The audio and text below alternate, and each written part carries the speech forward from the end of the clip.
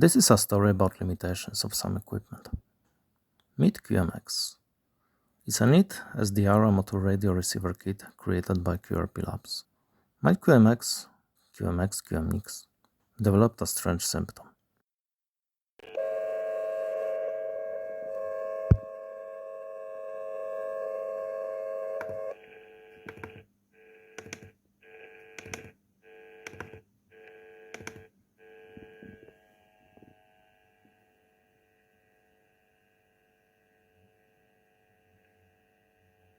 There were some spikes 100 Hz apart. After some poking and probing, I was able to find the cause. Let's take a look at the schematic. I cropped relevant parts and inverted the colors to save your eyes. This is the page with the clock distribution and synthesizer. In the upper left corner you can see that the TCXO, or temperature compensated crystal oscillator. This is the beating heart of the transceiver. It generates the master clock. Its signal is routed via the NAND gate IC202, biased to operate in a linear region to create a nice 3.3V square wave. Then it goes to the main MCU and to IC404, a 5351 synthesizer chip. Both of these chips have their own internal clocks locked in phase with this external signal in a PLL, or phase-locked loop. Note that IC204 produces CLK0 and CLK1 signals. It will be important in a moment.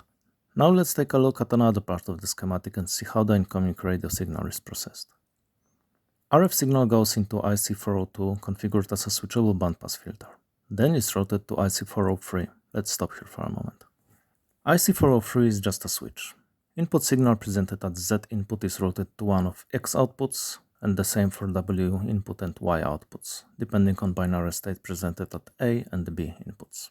In this configuration, A and B inputs are driven by the synthesizer chip seen on the previous page. One of these clock signals lags the other by 90 degrees. This creates 4 binary states, chopping the input into 4 outputs, each being 90 degrees apart from another.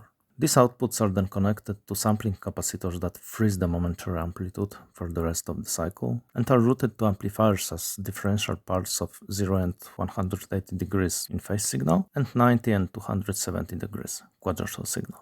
This is something known as a quadrature sampling detector or Taylor detector. Not Taylor, it's been patented by Dan Taylor, and I'm sure I'm pronouncing it wrong. In the description I'll link to a great paper describing how it works. So let's see how these clock signals look like. One of these clock signals is interrupted for 196 microseconds every 10 milliseconds, so at 100 Hz rate. And this is the source of the spikes in the detected signal, square wave and its harmonics. So we have 3 possibilities. Either the sync chip is bad, the input clock signal from the TCXO is bad, or the MCU drives the sync chip in some weird way. I eliminated the first possibility by looking at the I2C traffic between the MCU and the sync chip. There wasn't any during the receiving. So I started looking at the clock signal, both before and after the gate. Here it is.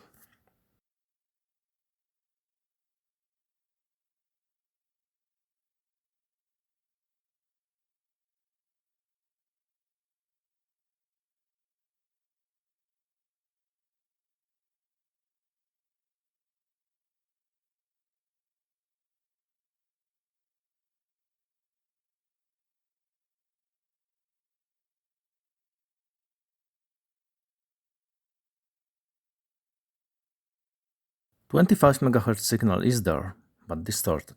There's some strange 853 Hz modulation on it. So maybe the PLL in the sync chip falls out of lag during these periods, so the sync chip disables its output until it relocks. The clock in the main MCU works fine, otherwise the USB connection wouldn't work. But maybe its PLL is just slower or doesn't shut down if it falls out of lag. It would sort of fit the symptoms. I almost ordered a new TCXO, but someone on the QRP Labs group said, stop. You might be chasing a red herring here. When you zoom out, your oscilloscope might be sampling the signal at a lower rate. Here's the post. Pause to read it.